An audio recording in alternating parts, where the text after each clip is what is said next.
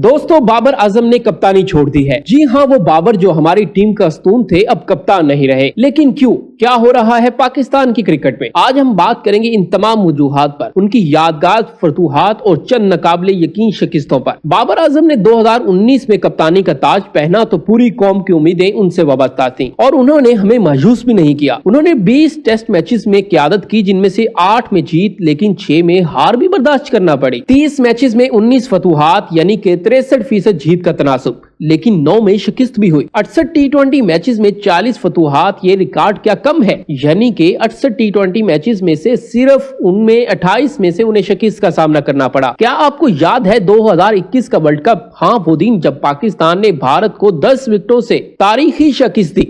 बाबर आजम और रिजवान की वो नाकाबिले यकीन जोड़ी, ऐसा लम्हा पाकिस्तानी क्रिकेट में शायद ही दोबारा देखने को मिले। न्यूजीलैंड को 2022 में टी20 सीरीज में भी हरा डाला।